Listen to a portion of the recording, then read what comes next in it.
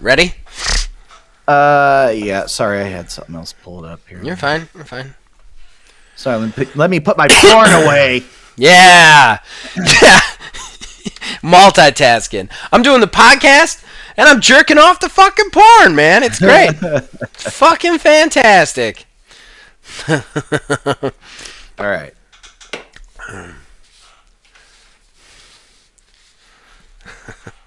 How many times do you whack it while doing a podcast? Every time, baby. You should ask me when I don't whack it while I'm doing the podcast. If the number is less than 5, use a bitch. I'm whacking it right now, baby. I'm whacking it. I whack it like a ninja. You never know. I just whacked it. Done. Whacked it, cleaned up, washed the towel. It's great. I don't use those fucking full 600 count, thread count fucking towels. Gentle shit on my man meat. Well, that's going to be a bonus. All right, there. This is now. I was just about to say. No, that's not a bonus. This is now getting uncomfortable. Yeah. It wasn't uncomfortable to start. I was about to say that's fair. That's the line. That's the line is when you start talking about fine cottons. Fine. I like the idea that the line could be when I start talking about fine cottons and it has nothing to do with jerking off more. Like, no, that's my cutoff. We'll talk about anything, not fine cottons. Whether it be jerking off or not. I thought you were talking about like for cutting that down as like a bonus or something like that. Just like the cutoff part where it's like, yeah, that was the line talking about fine cottons and having no context afterwards to leave people wondering what the fuck it was that we were just talking about. Just have that be the opener. Phrase. Just like a 10-second opener. Just like, that's where I draw the line, fine cottons. Another horrible game. All right, let's get into this. All right. Time to get your fix.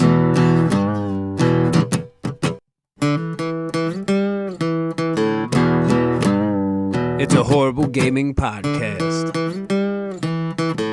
It's not good. It's not great. Horrible gaming podcast.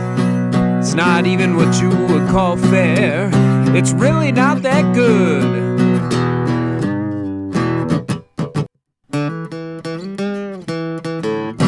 Horrible Gaming Podcast. Hello, my name is Zach Wright with Old Man Gaming, and you have decided for whatever reason to tune into another Horrible Gaming Podcast. Welcome. I am not alone, nor am I ever. Wizard, cut you off.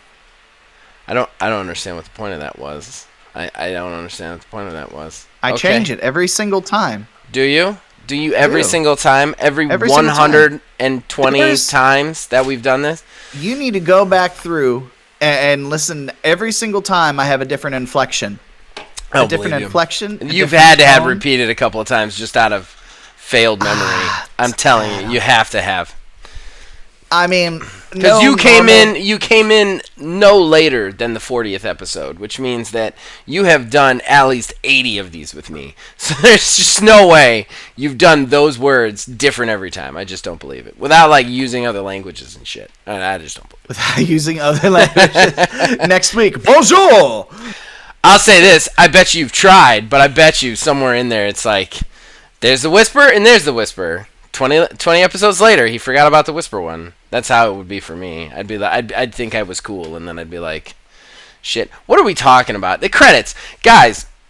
This is the kind of crappy quality you get here. We're gonna talk about the Game Awards today. Yay! And but before we do, we got to talk about the credits, some of the wonderful people who have made this show possible, other than us. Number one is Mr. Mark Bell, because if you were watching this on YouTube, behind the fancy graphics, well, in front of the fancy graphics, you'll see fancy timestamps, those fancy fancy graphics. Man, fuck, I'm just off today. In the presence I'm just of off. the fancy graphics. Just completely off. Your cutoff just threw my rhythm off. Completely and totally. I don't know how to talk anymore. You're welcome. Behind the fancy timestamps, you will see fancy graphics. Anything that was not ripped from the internet was provided custom for us by Mr. Mark Bell. And then, of course, the theme song for this show and all the shows here at OMG are provided by man who makes the music, my brother Nick Van Sliders. We thank him for that. And good God, pause. Horrible Gaming Podcast. All right, so that brings us to our first segment, most important segment, and that is fan interaction. That's where we, the co-hosts, talk to you guys, the fans. We read out your comments anywhere you post them, and we can find them with our bad memories. And yeah, we just talk about them. We just riff on them, that sort of thing. So, and I just want to say thank you guys for the comments recently. You guys have been really showing up to the comments. We really appreciate it. It helps us do stuff, you know. All right, so first and foremost, Terry Shakespeare. Terry Shakespeare. This dude, in case the podcast people don't know, I do 2 streams weekly on YouTube. At least as much as I can. One of them is Streets of Rage 4, which I have finally named Amateur Hour.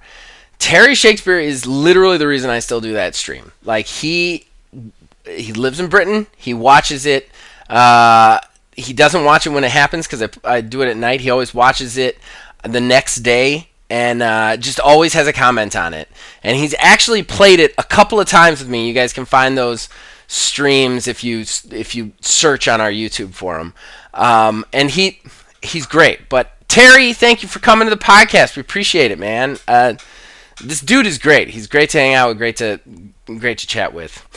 So he said, we could have had Deus Ex game instead of this. Still fucks me off. To which I said, are you referring to Avengers, just to make sure? He said, at Old Man Gaming, yeah. Yeah, mate. I may have mentioned it before, but Square Enix canceled the 3rd entry of the new Deus Ex games to make Avengers. To which I responded, I never played Deus Ex, so I can't say, but I will assume I would be pissed if this was the buggy mess I got instead. To which Terry Shakespeare responded and said, it sounds mad, but I won't play Avengers because of that. The new Deus Ex games are that good. So, thank you, Terry, for the responses, and like I said, I had fun with Avengers. I think that it falls well short of what I wanted it to be and what it could have been. But still, I would totally get it. I would totally get it if, like, you have this really awesome, polished game series that you loved, and they stop making it, and then they come out with Avengers, and it's just a mess, you know? I didn't even know that there is another official entry in Deus Ex. I remember... I can't remember which game it was, but I remember one of them coming out and being like super interested in it. But I never got around to playing the Deus Ex games. It's, from what I understand, it is Cyberpunk before Cyberpunk was a thing. It's not though. It's not though. But it's not. But think about it more like Dishonored, like the Cyberpunk version of Dishonored. Like you can go at a situation the feel anyway. is Cyberpunk. I should have clarified. Yeah. It's futuristic dystopia sort of. It always those games always intrigued me. I just never got around to playing them. Yeah, the last one that came out was really good, but Mankind Divided. It got great critical reception, but it actually didn't sell that great, and it's just tricky. It's like what's going to hit people, what's going to get people involved, you know, and this is one of the problems that we've talked about. You know what? We're gonna make this the talk down in a weird way. Take Terry Shakespeare, you got a weird one in the talk down. And I'll explain how we're gonna make this in talk down in a second. But we're gonna make this in a talk down, Neil. Okay. All right, because we didn't have a talk down. We were playing it by ears. So, moving on, Jason. Other games keep popping up on Game Pass, like Evil Genius 2, parentheses, which I also stopped playing because of other games.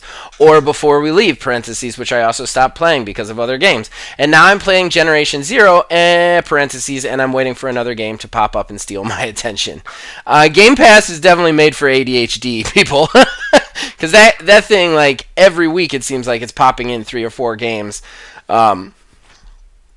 That are worth trying, you know, even just the indie ones seem to catch my attention every time. Yeah.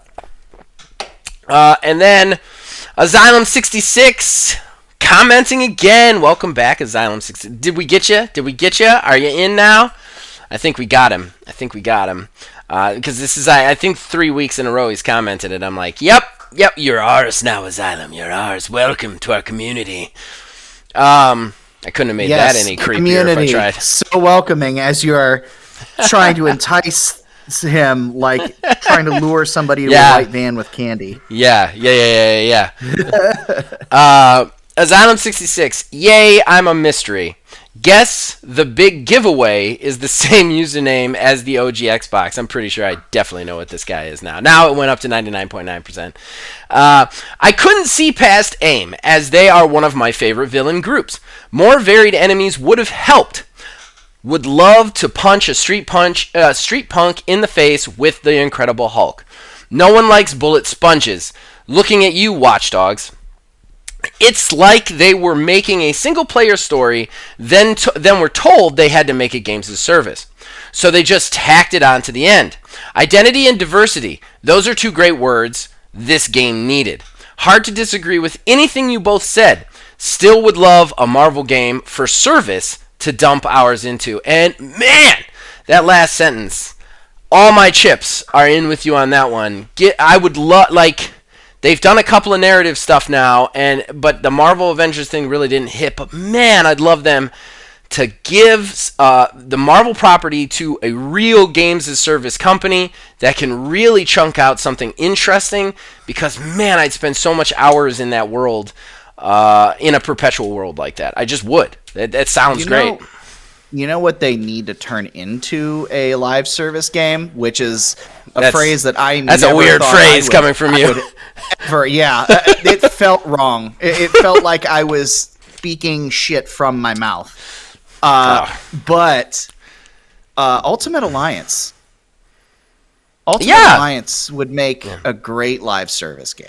Honestly, in a way, they could have done that with this one. And they could have. Yeah. But they didn't. Just not enough, Yeah, they just didn't do enough, and they like kind of had some. I wouldn't call them ideas. Mm-hmm. I think somebody made suggestions to them, and their response was, yeah. I think the development time on this game kind of lines up with what Asylum is saying. I do think that they were working on a narrative-based story game, and somewhere probably past the halfway mark, somebody was like, you know what, Destiny.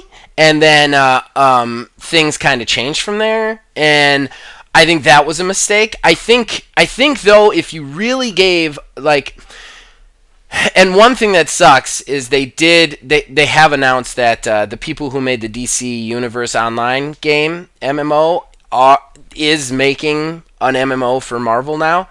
I'm not super excited about that though, because the DC Universe Online game trash. It's trash. It's a trash game.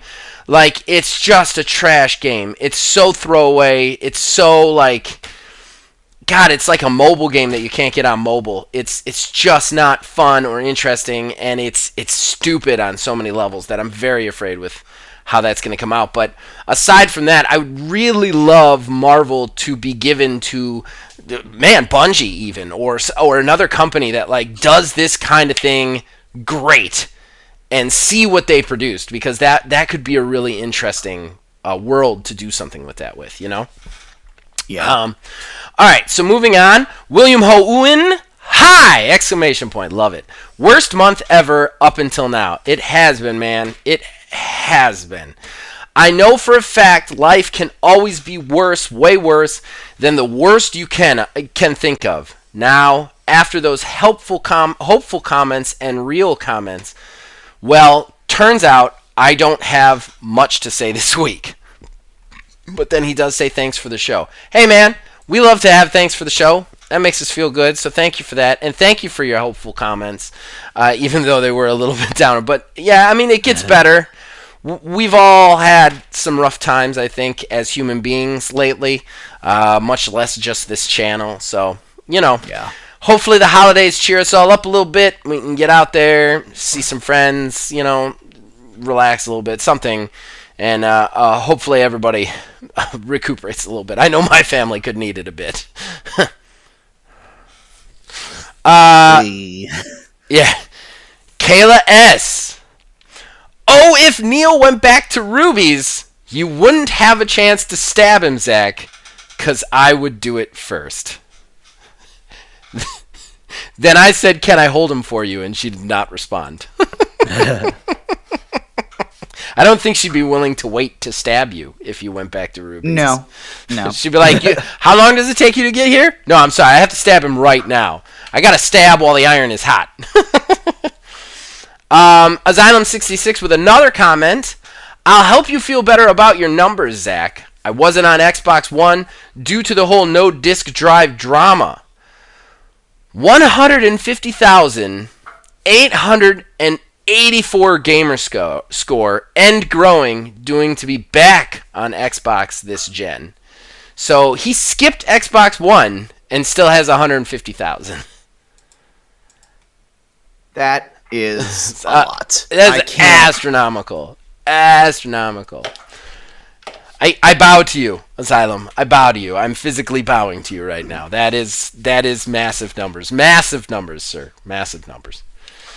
Okay, so then Jason with our last comment. We need more supervillain games. I want to see the Marauders. Who doesn't want to play as Arclight or Scalp Hunter or Harpoon or Scrambler? Assassinating people for Mr. Sinister while Gambit and Jean Grey or Havoc pops up to try and ruin your day. I will say, Jason, you are getting a Suicide Squad game. That's not quite the same thing because they're kind of forced to be good guys sort of thing. But if they pull that off, you might have a little bit of a supervillain game. I like the idea of that. I would really like to see, if they ever do a games as a service right, I'd like to see it kind of like the old City of Heroes. I'd like to see it where you could actually have villains on one side, heroes on the other, and if you could balance that PvP right, I think that would be really cool. Really cool to see, personally. So that's it. You want to go to the Talk Down, man? Sure. Anything to add? I don't think so. Okay, all right. Well, thank you guys all for your comments. Please keep commenting. We really appreciate them. We love them. They're wonderful. They're wonderful. Horrible Gaming Podcast. All right, so that brings us to the Talk Down, and Terry Shakespeare gets it in kind of a weird, kind of inadvertent sort of way, but he said, I couldn't deal with Deus Ex game. Basically, we just read the conversation, but basically the idea behind it was, what I want to go into specifically on this, and why I kind of picked this as the Talk Down, is here's the reason I didn't play the last Deus Ex game, because it got good scores across the board. I think 8s and 9s all the way across the board, but a lot of people didn't play it. One of the reasons I didn't play it, though, was I had never played previous Deus Ex games. It's a very narrative-driven, story-heavy game, so I didn't feel like jumping in this entry would do me any good, and I didn't want to drop back into the grainy bit sort of original gaming of where that came from, because it's such a long tailwind of an IP.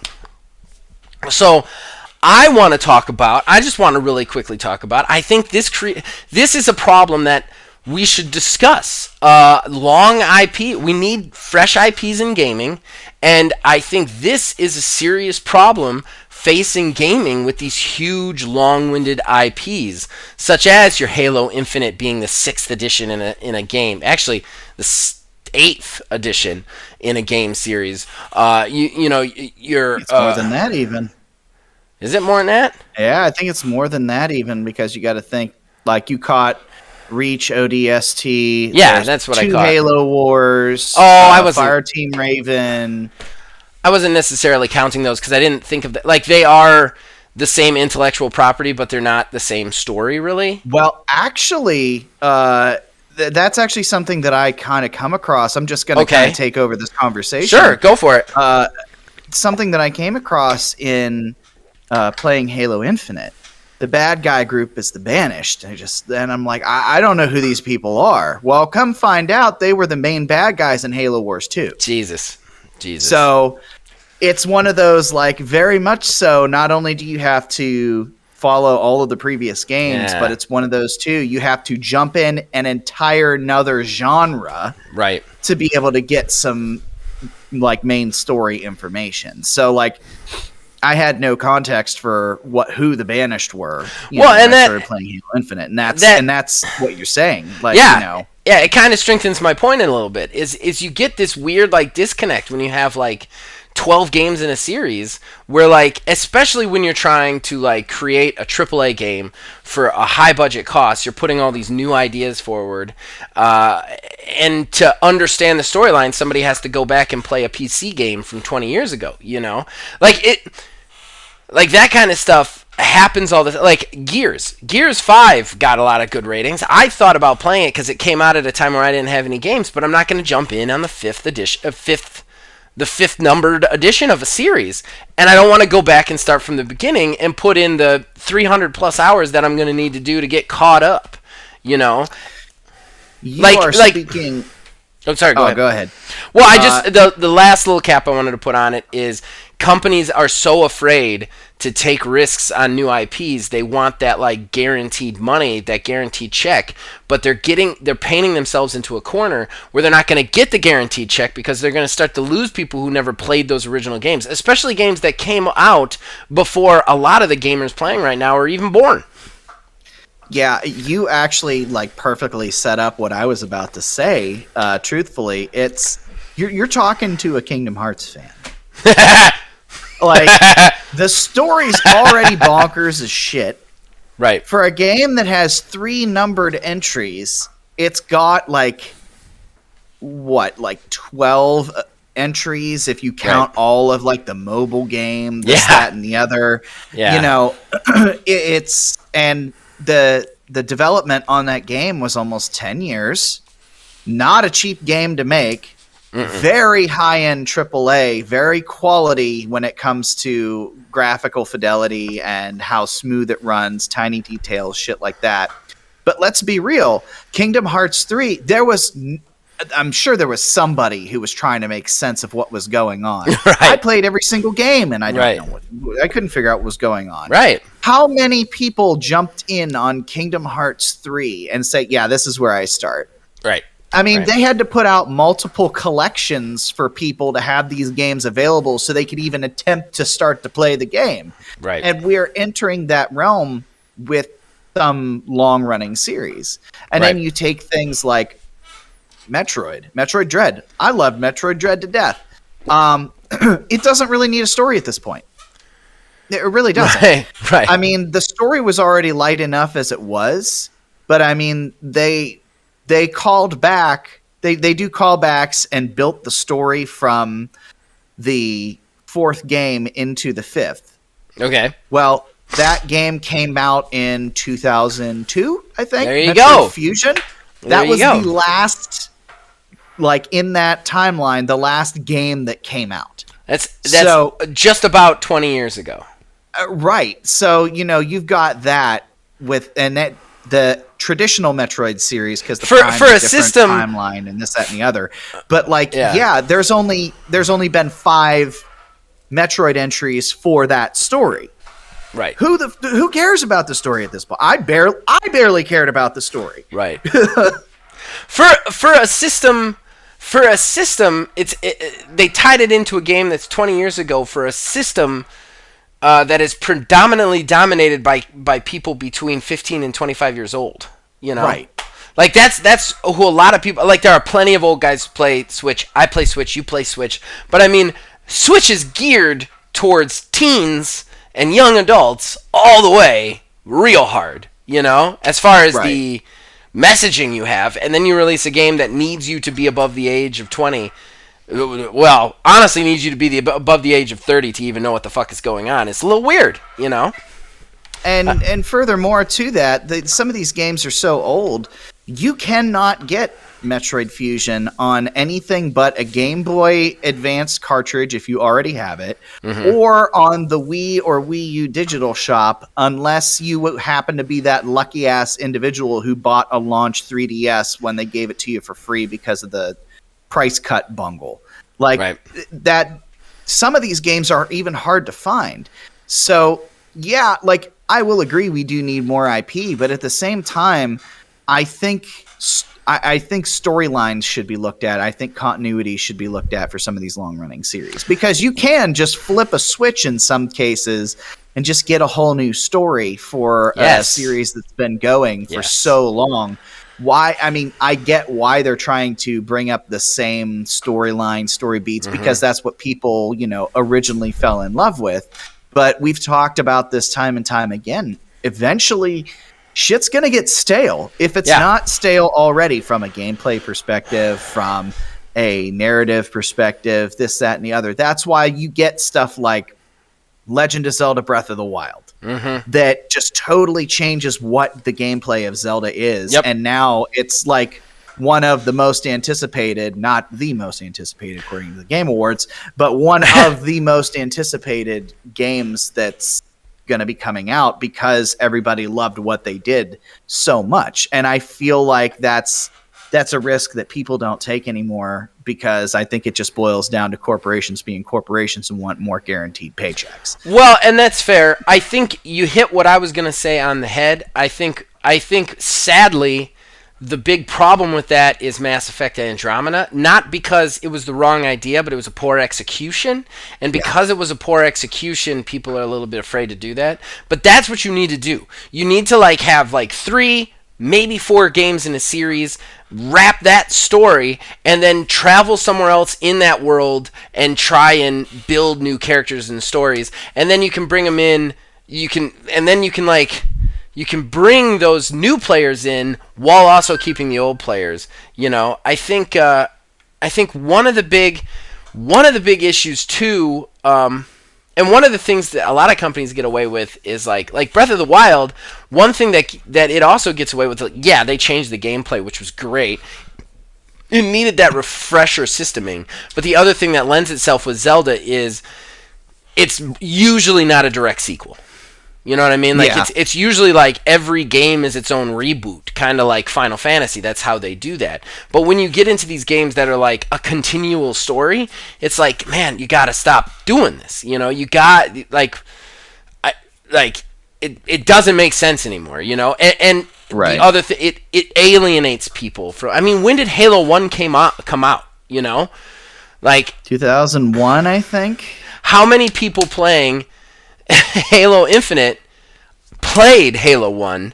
You know what I mean? And yes, they've had the remasters and stuff, but you see what I'm saying, right? Right. It's so easy to get detached, and then you lose that basis. So, but yeah, we're gonna move on because I don't. There is another huge part of the sequel thing that I do want to talk about, but we're gonna talk about it when we start talking about the Game Awards, and I have a hot take in that. So we're gonna move on. And then we can all get mad at me later. So. Oh, joy. Yeah. Horrible Gaming Podcast. All right, so that brings us to our talking point. We might cut this talking point in half or just do it all together, but kind of split. It's weird. We're talking Game Awards tonight. We're talking the coverage of the Game Awards. We're talking about everything that went down at the Game Awards, but we decided to make things a little bit easier to go through. We're going to go through the actual award winners and the reveals separately. So we're going to talk about the award winners first, talk about our reactions to that. Then we're going to talk about the reveals and how we felt about that. So we good about that? Yeah. We're going to do awards first. First of all, overall presentation. I did not watch the show. I just want everybody to know that. I did not sit down and watch the full presentation of this show. I have serious problems with Jeff Keighley, so I did not watch this show. I do want to ask you, Neil, one real quick thing, if you could just answer in a couple of sentences. How was the show about actually presenting award? Was it a bunch of just he ripped through it a bunch again, or did he actually have them present? You'll be pleased to know that he ripped all the way through. Oh, fucking shit. I'm so glad I skipped it. There was a spree of 4 announcements in a row with 0 fanfare. They did some of the awards in the pre-show. The ones they very much did not give 2 solitary shits about. Then just drop the award, There's one thing, and I text you about this, and I don't think we're going to get too hung up on this. No, but I at least want to mention this. I kind of brought it up to give you a chance. Yeah, for all of the shit that we talk on Jeff Keighley, he definitely was really wishy-washy in the days leading up to this. Yeah, he was. But he did not specifically call out Activision Blizzard, but basically said, we in the gaming industry and community do not stand for any abuses of any kind in the workplace or in our communities. Very forthright at the very beginning. It was when the show started, it was the very first topic that he talked about. If I remember correctly, he also provided links to like charities and stuff that deal with gamer like diversity in the gaming industry and in communities, stuff like that. Solid for him. That also said, I think we'll get into it in the announcements part, I think, but he immediately just like inserted foot into mouth immediately after that, but we'll get into that a little bit later. We will get into that. I'm trying to stay quick, but I do want to say one quick sentence about this. I am really glad he did that. I do want to say he took too long, and for a guy whose literal only existence is PR, like he literally just does PR for himself. That's all he does. He should have been faster. You know what I mean? Yeah. Like that's it. You're just public relations for public relations. You like, how do you not know to do that? But that's good. Right. I still am really glad that he made those statements. So let's get into these winners. All right. I super happy about Game of the Year. I know that it's been like a controversial looked at thing, but I'm super happy with the winner that it won it. So the nominees were Deathloop, It Takes Two, Metroid Dread, Psychonauts 2, Ratchet & Clank Rift Apart, Resident Evil Village. And It Takes Two was the winner. So I don't know what your take is on it, Neil. I'm totally going to give you time to talk about it. I just want to say, I know Deathloop's a great game. I played enough of Metroid Dread to know it's a good game. I know enough to know Psychonauts 2 is a good game. Ratchet & Clank was the only game to utilize the SSD, which that is great. Resident Evil Village I thought was kind of a tagger-on in my opinion. But It Takes Two winning that because its narration is so good and its premise is so unique and the gameplay is so well thought out. I really felt like this was a thought out decision that I liked. I liked that Hazelight Studio. I really liked that they won. I thought that was a good choice. I think the only other people who should have taken it from them maybe was Deathloop, but I liked that It Takes Two won. I thought It Takes Two all the way around was just a great game. So you go. Well, I also too the game was made in association with EA, but it's technically an indie game. It's an indie, yeah. It's part of their indie wing. Yeah. So it's an indie game that beat out AAA's. Mm-hmm. So I mean that there even it's just another testament to the game. Yeah. I remember hearing the announcement that It Takes Two that won, and my roller coaster of emotions was one very interesting.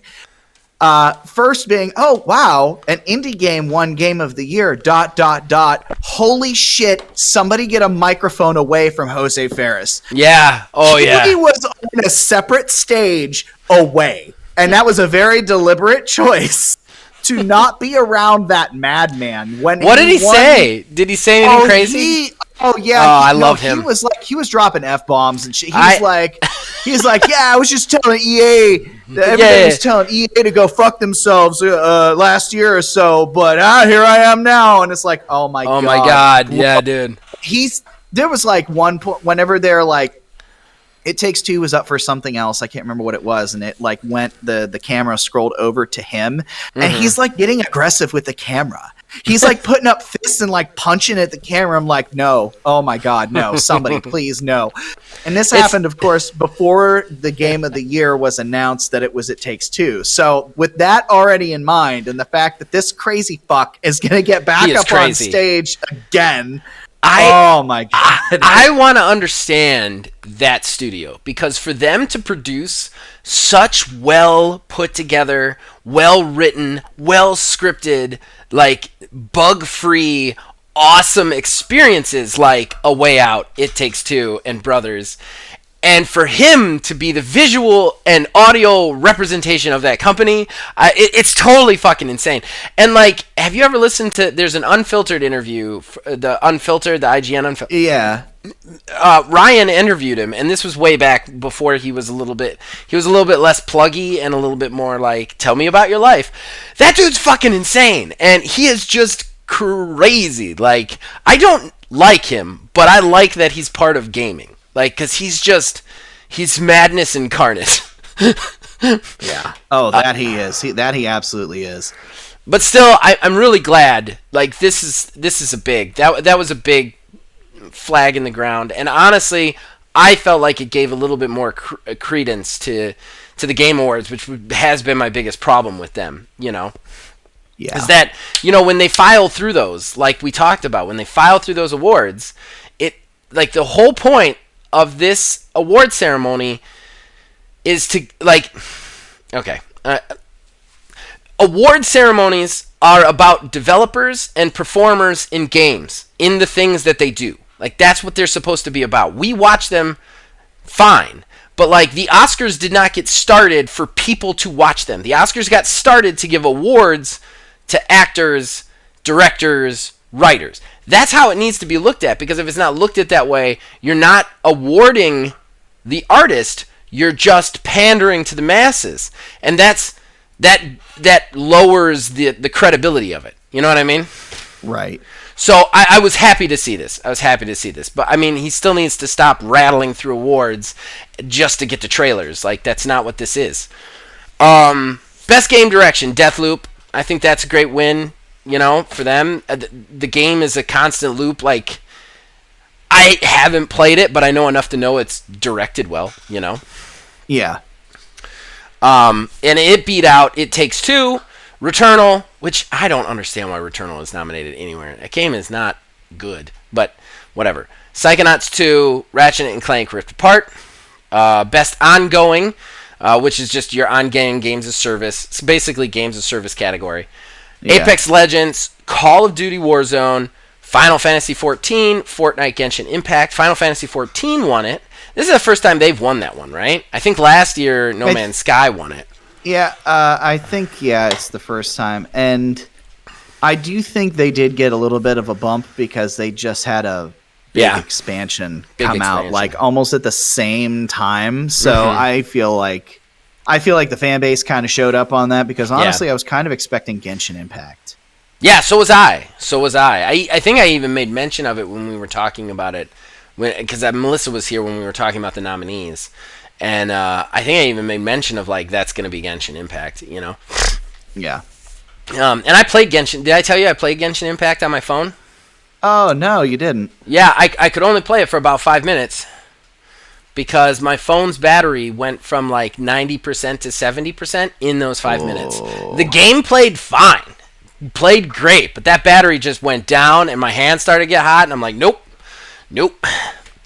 Best indie game, 12 minutes. Death's Door, Kenya Bridge of Spirits, Inscription, Loop Hero. Kenya Bridge of Spirits won. I think a lot of people were kind of hoping for Inscription on that one. And I was kind of hoping that Wildermyth was in the fucking category. But...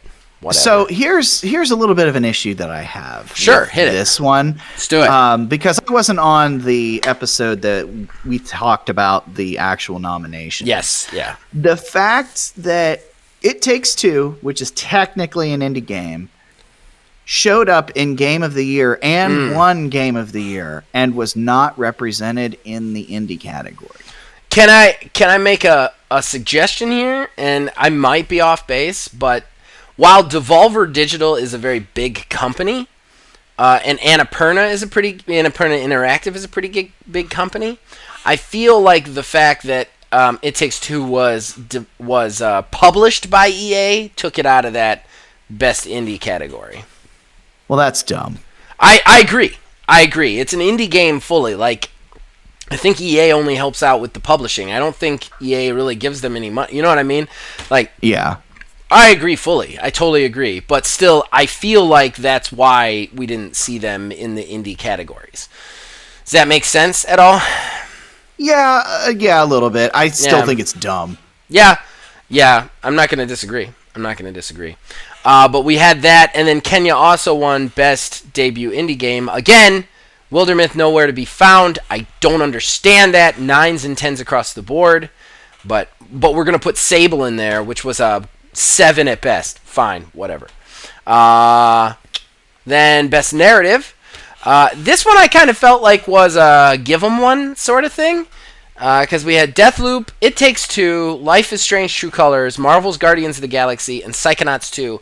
Marvel's Guardians of the Galaxy won. I don't know how I feel about that. I know it was a narrative-driven game, but like all of these are narrative-driven games. I kind of feel like...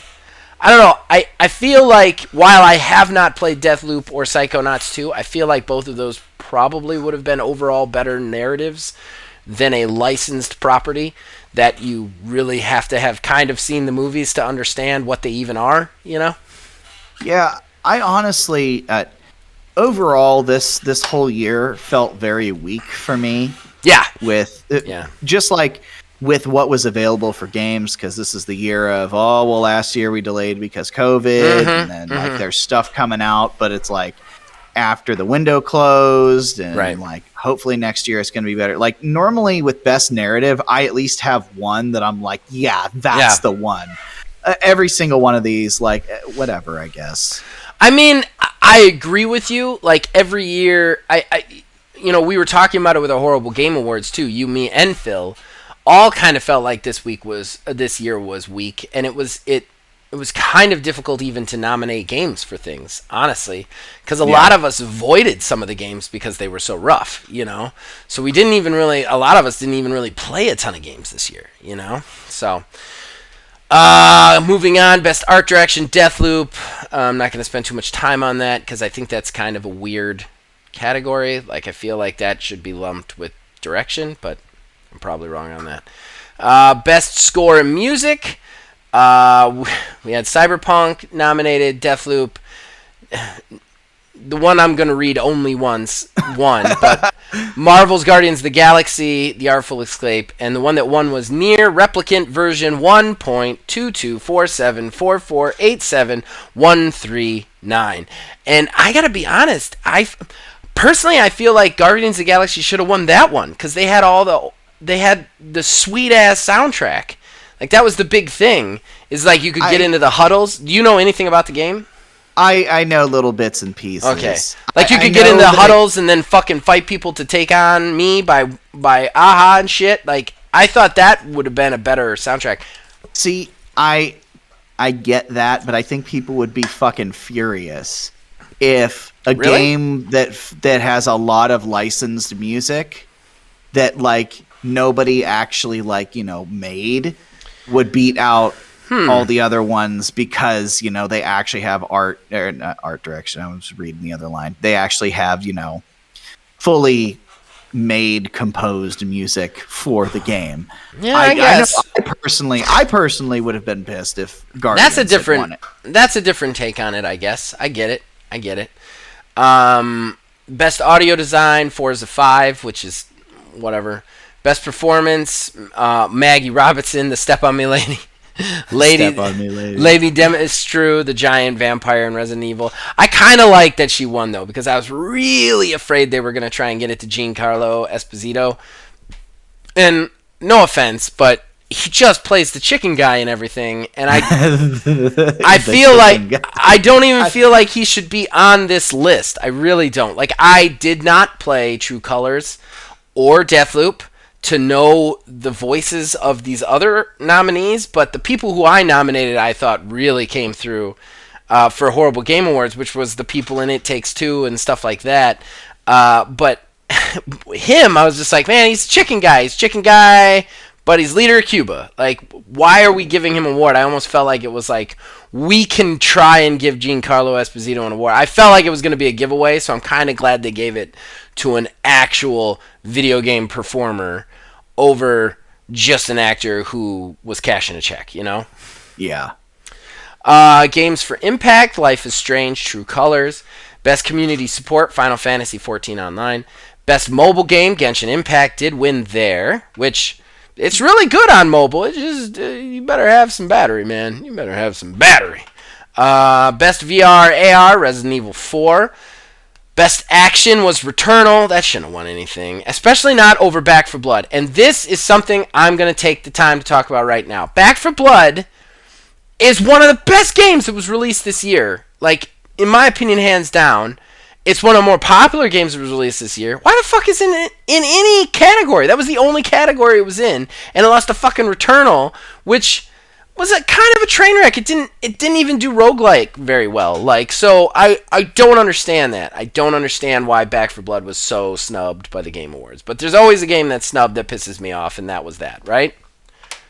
Yeah, you do tend to have one every single year. Yeah, I mean, there always is one, too.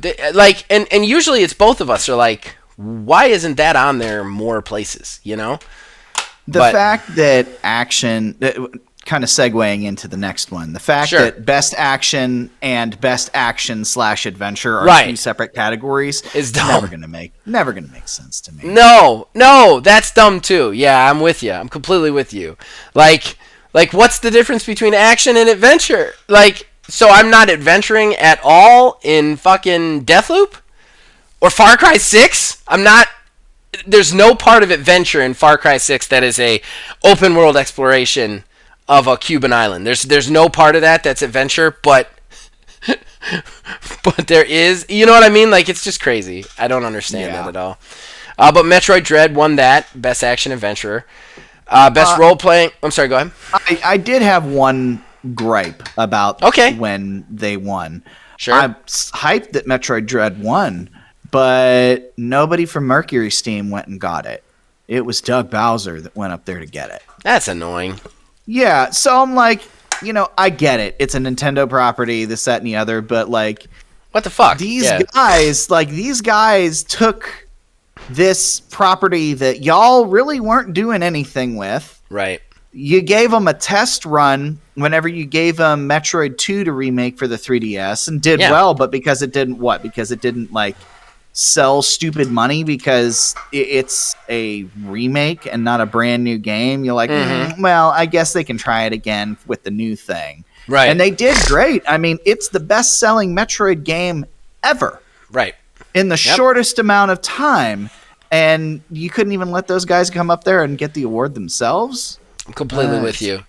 That's bullshit. Yeah. I didn't know that happened. Yeah, that happened. I was grumpy about that. That's a good thing to be grumpy about. I like that. That's some Zach Van Slyter's grump right there. Best role playing. Stank. Best role playing. If Cyberpunk 2077 had won this, I would have organized a riot. 100%. I was waiting for Cyberpunk to win this or the music. If it had won the music, I wouldn't have rioted because while I was pissed to see it nominated fucking anywhere, the music, at least, it's like those guys had nothing to do with it. They were just writing tracks for things, Like, Melissa made a good point on the show that we did the nominees, is she's like, the composer had nothing to do with the shitty shit that you hate. The composer was just writing music, and that's who they're honoring. And I'm like, okay, fair enough. But if it had won best role-playing game, I would have fucking organized a riot, definitely. I'd be in prison right now. Absolutely insane. And I also want to point out, a game that's a role-playing game, that's 9s and 10s across the board, that wasn't nominated here, Wildermyth, you dumb sons of bitches. Oh my god, so mad. That game is easily the best game of the year, in my opinion, and it's not even on their list anywhere. Like, I know it's subjective, but... it's not like it was rated 4s, and I just really liked it. You know what I mean? Right. Like, it's critically acclaimed. Okay. I don't want to get on that rant again. Then Best Fighting got Guilty Gear Strive, which I think I actually called that to win. I feel good about that. Best Family. Okay, I have a little gripe here. It Takes Two won that. And then we had It Takes Two, Mario Party Superstars, New Pokemon Snap, Super Mario 3D World, plus Bowser's Fury, and WarioWare Get It Together. I just want to say right now, It Takes Two's great. It definitely deserved Game of the Year, definitely deserved to be nominated in all the other categories. It Takes Two should not be in the family game at all. And I know that it's got like a cute kind of look to it, but first of all, it's only 2 players, so you can't play with an entire family. And the subject matter is literally about a family that is falling apart. Now, I haven't gotten to the end. I am sure that there is a way to make it so that it works out, but but like still, like the subject matter in it is very unfamily like. There is a scene in it, and I'm not trying to spoil anything. I'm gonna be as kind of out there as possible. There's a scene in it where they brutally murder a stuffed animal to try and make their own daughter cry. So yeah, that's not family. That's not a family game. Mario Party Superstars, way better family game. New Pokemon Snap, way better family game. Super Mario 3D World plus that Bowser's Fury, whatever. But WarioWare should have been in there too. I don't think It Takes Two should have even been nominated in this category, honestly. Just saying. Yeah, no. And my biggest thing is the fact that, like you said, that only 2 players. Yeah. Even like with new Pokemon Snap, like that's a 1-player game, I think. Right. If I'm pretty sure it's just a 1-player game. If not, I'm not it's sure. Definitely a 2 at most. And then like Super Mario 3D World and Bowser's Fury, this one's still barely 2-player. It's not even that. The Super Mario 3D World, you can get 4 people in on that. Right, but the Bowser's Fury part, that's the new part. The Bowser's Fury, and that's I personally feel like because the Bowser's Fury thing is like almost like a pseudo DLC that it gets into this because it's packed into a port of an existing game. It shouldn't have been out this year. It shouldn't have been available this year. I'm okay with new Pokemon Snap because the game itself isn't even really like kind of a game. It's kind of more like an experience. So like I could see a family sitting around and only one person holding the controller, but you're just taking pictures and looking at the things that are happening. You know what I mean? Right. Like, so I could see that. I'm with you on the Super Mario 3D World, but the subject matter of It Takes Two. I think Mario Party Superstars should have won. Personally. If you're asking me who should have won, but I don't even think It Takes Two should have been in there. I don't think Super Mario World 3D should have been in there.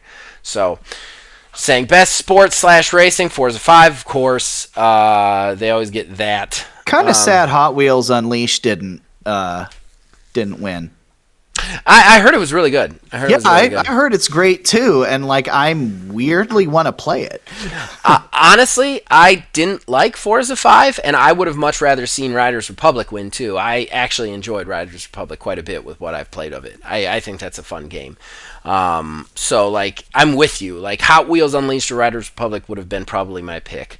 Best sim strategy I feel like is bullshit because first of all, sim / strategy is bullshit so that you can jam Microsoft Flight Simulator in there. Second of all, you already jammed Microsoft Flight Simulator in there last year so that you could give it the award. And I guess a bunch of other people must have been pissed about it because they did it again just to have them lose this time.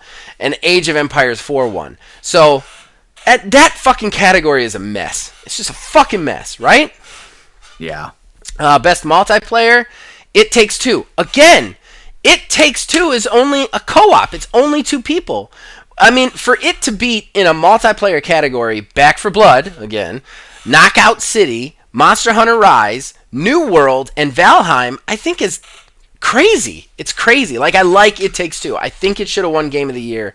I don't think it should have won Best Multiplayer. It's just a co-op game. Like, give it to somebody who you could at least have 4 players on. You know what I mean? Right. I don't know. Do you feel the same about that, or? Yeah. Well, multiplayer, I don't know. Multiplayer, I'd go with 2 people. Well, I'm not saying it doesn't. Go.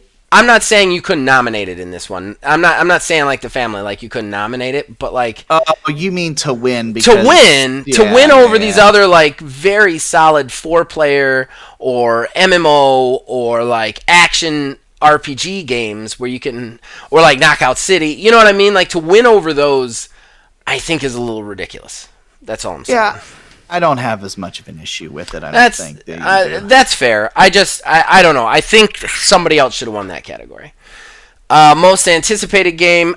Okay, I want to say this right now. I'm not even going to read these out because I don't fucking care to read these out because this should not be a category. This is part of the problem in gaming. When you have an award about hype right off the bat, no. And Melissa made a good point. It's a marketing award, but this isn't a marketing award. That's not the way they present it. And like, I don't feel like there should be like I feel like this is part of the problem in gaming is overhype, and now we're giving out awards to people for overhype. We haven't played these games. We don't know what these are. One of these games doesn't even have a fucking title. So this is ridiculous to me. It's absolutely ridiculous. Yeah. Nothing should be nominated that says sequel to Legend of Zelda Breath of the Wild. Sequel to anything. It shouldn't say that. So one thing that I have to say about this, and it kind of dips the toe very briefly into the other half of this whole conversation that we're going to have after the break. That's good because we're gonna cut it off after this anyway. So yeah, because I think the rest of them, I mean, it's just content stuff and like esports stuff. And while I recognize those all should have awards, I'm not committed to them, and I don't think any of our listeners are. So I'm not gonna read them. So with this sequel to Legend of Zelda Breath of the Wild, it was trending on Twitter a couple days ago because it still doesn't have a name, first and foremost. Right. And second, like you were saying too, like it's something that we have no information really about other than one teaser trailer and one brief gameplay video. Yep.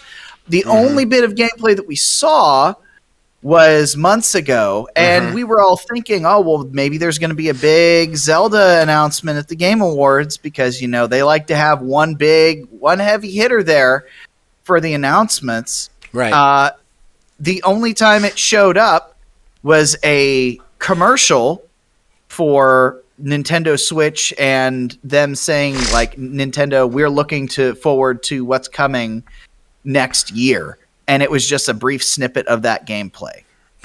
And they still just called it sequel to Legend of Zelda Breath of the Wild. Now, if they came out and said, hey, like, there's a reason why we're keeping the name secret, fine. That's fine. They just go ahead and let us know. And I'm sure that's what the case is. But you cannot hype something like this and put it in an award category, quote unquote award category, because like you said, let's be real, it's just marketing ploys is all it is. Right. To something that doesn't even have a name. If that's the fucking case, go ahead and just whatever game that you know is absolutely 100% coming, go ahead and nominate it for this. Right. Yeah. Most anticipated game, Call of Duty 2022. Right. Like, it's ridiculous. It is ridiculous. I would be more okay with best trailer. If you gave out an award, like if you want a marketing award, give out a best trailer award. Get out a best trailer to like a game trailer. You know what I mean? Okay, I'm down with that. That takes skill. That's almost an art form. But to just give it to a fucking game, it's just name anything. Like fucking nominate Fable. Nominate Fable. We haven't seen anything but a fairy getting eaten by a fucking fat frog. Most Nominate Fable. Game. Yeah. Most anticipated get Fable. Absolutely. Yeah, why not? Ahead. Why the fuck not? Yeah. All right. Well, we've gone a little bit late, but that's, this is going to be a long show. It's always long when we cover shit. So bear with us. But we're going to go into the reveals, and I'm sure we're going to talk way more. So I think we're actually going to pause, and we'll be right back. Horrible Gaming Podcast. All right.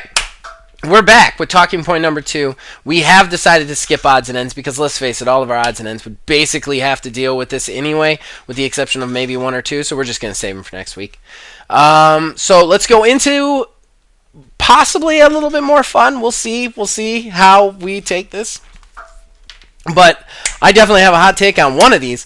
But everything that was revealed, all the trailers, all the dates, all the fun stuff, all the premiere stuff, the shit show that Keighley has turned a respectable award show into. You're funny with that. So we start with Tunic. Tunic got a new trailer. That's the Fox Zelda-like game, the little Zelda Fox-like game, which is, I think, an Xbox exclusive, I'm pretty sure. Yeah, I've been interested in this game for a hot minute, actually. And it's been a while. It's been in development for some time. I think at least 4 years since we saw the announce, which had gameplay in it. But it is releasing on March 16th of next year. So that sounds cool. I'm interested to play that one. I mean, not much to add to that one personally. No. The people who made the Friday the 13th game, the asymmetric Friday the 13th game, are making a Texas Chainsaw Massacre game. This does not interest me in any way. I am just telling you because if you are excited about this, then you should be excited about this. I am positive this also does not interest Neil in any way, shape, or form. So let's just move on since we have a lot of stuff to get through. I will make a brief comment on this. God damn it. We got to find a way to take long. I'm sorry. No matter what. No, go ahead. This whole idea of the asymmetrical multiplayer, it's great, but it's now to the point like it's a good idea, but it hasn't really been implemented really, really well. I mean, I guess Dead by Daylight. I was about to say I'd counter you. Yeah, Dead by Daylight is the only one that I would say that's any sort of real success story. But outside of that, it's one of those things to where it's just like, guys, you're trying to make a thing work that doesn't necessarily work. Now, the only thing I will say about that is, from what I understand, the Friday the 13th one that they did was it was a train wreck. It was a train wreck at first, but I guess it started to turn around. But the whole rights management eventually is what shut it all down, which is unfortunate because, like I said, it was kind of starting to gain some steam. I just hope they learned their lesson from the last time and doesn't come out a shit show again. Yeah. Personally, I think this game is basically going to be a reskin of the original. I think the original got shut down because of licensing, and then they were like, how do we make this game work? And I think they basically took it around until they could find somebody who was like, yeah, you can make it out of our property. And it was Texas Chainsaw Massacre. And then basically they just went to work reskinning it to be Texas Chainsaw Massacre. I mean, I'm sure there'll be some differences, but overall I think you're going to be seeing a lot of the same stuff, Yeah. All right, next one was Homeworld 3 from Gearbox. And this is kind of exciting. I think that this might be one that kind of suffers from that IP fatigue. Not because it's had too many games, but because Homeworld 2 came out a very long time ago. And I think it's been a long time since Homeworld has really been in the zeitgeist for people. So seeing that 3 is going to be like, do I really want to play this? But it's very interesting. It's an RTS that is completely on a 3D plane. So you control huge armadas of ships. But they move through a 3D space instead of a flat space, which is very interesting to me. I've never even heard of Homeworld before. I played Homeworld. I played the original Homeworld back in the day at a friend's house who had a much better PC than me. And it's a very interesting game. It's kind of crazy because it's one of the only RTSs it's truly unique in the real-time strategy because it moves in a complete 3D. Space is handled completely like space would be handled, so that's kind of crazy. You know what I mean? Yeah. Q4 2022 release date, a highly anticipated strategy game. Then we got a crazy one because Telltale is back. Telltale Games have come back and they released The Expanse. They're coming out with The Expanse from the hit, it was originally Sci-Fi, but now it's an Amazon Prime Sci-Fi show. And Expanse is a good series. And Telltale Games I've always enjoyed. I don't know. We'll have to see what they do with this, how it looks in the end. You got anything to add on that one? Not really. It very much looked like it's going to be standard fare for a Telltale game. So if you don't like Telltale Games and don't know anything about The Expanse, there is literally nothing here for you. Can I say one thing too? And I always did like Telltale Games, but looking at a company that basically got canned because they did the same thing every time, I think it's real weird that their first game back is basically the exact same thing. And I always liked them. I liked them. I didn't necessarily think they needed to change their format, but the world kind of said otherwise, so this is kind of a weird one for me, Yeah. Then we've got Babylon's Fall, which is, I believe, I did not watch the trailer on this. This is one of the only ones I didn't actually watch the trailer for. Platinum Games, and it's kind of, I think it's a games as service, isn't it? Yes. March 3rd, 2022. And this should be interesting because Platinum Games is kind of crazy. Like, if you really look at their track history, it's like really shitty shovelware games to like the best of the best, like, and everywhere in between, you know? Yeah. Chivalry 2 will host a free weekend starting today and anticipate. Well, this is over, so who cares about that? Monster Hunter Rise did Sunbreak. Just some more monster. This is their big expansion, kind of how Iceborne was Monster Hunter Worlds. This is Monster Hunter Rise's big expansion. Thirsty Suitors was Falcon Age developer Outer Loop debuted its new turn-based RPG coming from Annapurna Interactive. This looks weird. It almost looks like they kind of ripped off Scott Pilgrim in a way, and then there's going to be a lot of like skateboarding in it. It was interesting. I think it's an interesting thing. I'll probably watch it a little bit, see what happens from it, because there wasn't a lot in that trailer. Evil West, we've seen a lot of trailers, and dude, I'm going through these, so if you want to say anything, just stop me, okay? Like, I'm not trying to talk over you.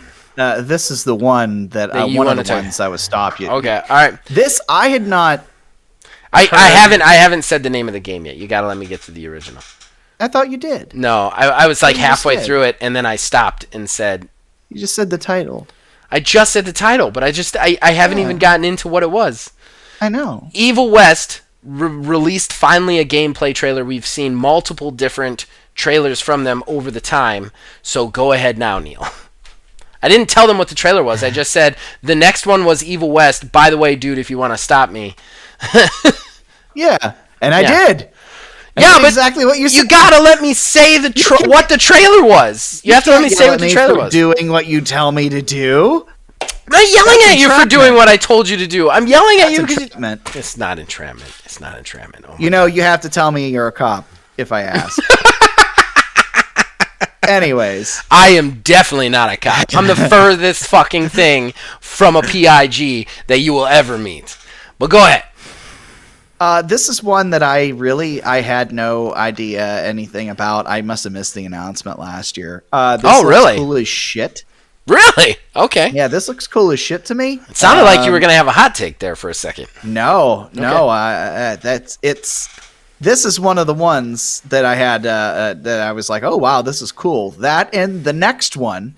Okay, well let's talk about Evil West for just a second. While you hadn't seen them, you probably actually did and didn't realize it because they've only had announced trailers, like cinematic announced trailers, and I think there's only been like 2 or 3 over the course of the last year and a half or so.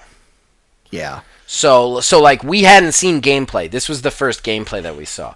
And while it does look interesting to me, it looks a little arcadey. So I don't know. I really want to see what this game is. Like, is this an open world or is this very linear? Like, I don't know. Like, we saw a lot of the action and combat. That looks really cool, but I kind of want to see what the game is beyond the combat. I don't know. Or is it just about the combat? I want to see more from them, is all I'm saying. Next game was Have a Nice Death, which is a 2D action roguelike starring Death, and it's a comedic action platformer, and it's launching in early access March 22, 2022. What do you want to say about that? This is something that's definitely right up my alley. Yeah. It looks interesting. I saw the gameplay of it, and like, yeah, this is a thing that I'm definitely going to be about. It looks like Hollow Knight, but funny. Yeah. I mean, with the roguelite, but like. Yeah. Then we had the indie puzzle game Planet of Lana. I don't know anything about this game, and it does not look like anything that I would ever care about. Missed this trailer must have premiered when I was like walking away to get pizza or something. I think most of these were in the pre-show, honestly. Some of it was at the pre-show. Because there was a lot of pre-show stuff. Persona 4 Arena Ultimax Reveal, which is just a big fighting game, from what it looks like to me. Right? Yeah, meh, whatever. Yeah. Okay, this is one that I have a hot take on. Senua Saga Hellblade 2 gameplay reveal. Okay, so we actually got to see supposedly a little bit of gameplay, which I don't know. That it looked very cinematic to me. If that's gameplay, it's real early gameplay. But we saw first gameplay trailer from Hellblade 2, and I have to say something about this game that probably a lot of people aren't going to agree with, and it's whatever. I started the channel so I could say whatever. I think this game existing is a mistake.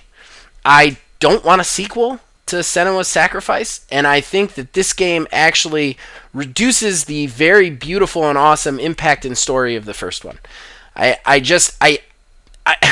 held back when I saw the reveal trailer back at I think it was like an ID at Xbox or something, or an Xbox whatever. It was Game Awards 2019.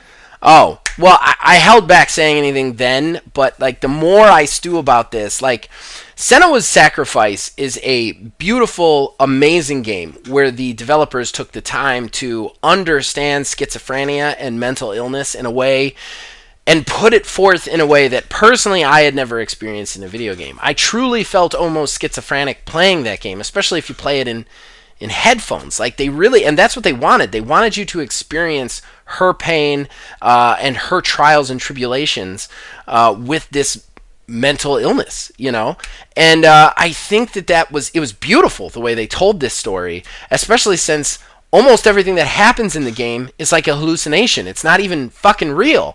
And like to then make a sequel off of it, to then make a cash grabby fucking franchise off of it, just feels shitty to me. Like that game should have never had a sequel because that game was so beautiful. The minute you make a sequel out of that, it just hurts it. It's like making a sequel to a Martin Luther King biopic. It's just, I don't know. That is my hot take on that. I just don't. Well, that's what I'm saying. Like, you defeat the purpose of this beautiful story that you told the first time by trying to make it somehow a saga of some sort. And I don't know. It just really bothers me on this, especially the way the trailer was presented, because she's got like an army of guys, and you have an actual giant there that they're fighting, and like everything that she fought that was mythical in the first one was kind of like not real. It was in her head. So like, I don't know. And spoiler, sorry if I spoiled a game that's literally fucking 10 years old, but I had to talk about this in the way that I wanted to talk about it. But I don't know. I don't feel like when you're making something like that, you should then try and franchise it. And this is something that bothers me about gaming. It's like, how do we make this into a franchise? Some things don't need to be a franchise. Some things don't need a sequel. Some things are just a nice, contained story that make you feel something, and then you move on to something else. That's my hot take on this. I don't think Senua's Saga should exist. I don't want it to exist. I think Senua's Sacrifice should be the beginning and the end of that story, personally. It looks pretty. I know, but that's the problem. I don't want a game like that to be one of those games that's just, it looks pretty. Like those AAA games that you're just like, that looks pretty. I want that because it looks pretty. I don't want that out of a game like that. It's told such an amazing story. It's hurting itself by making this. It just is, in my opinion.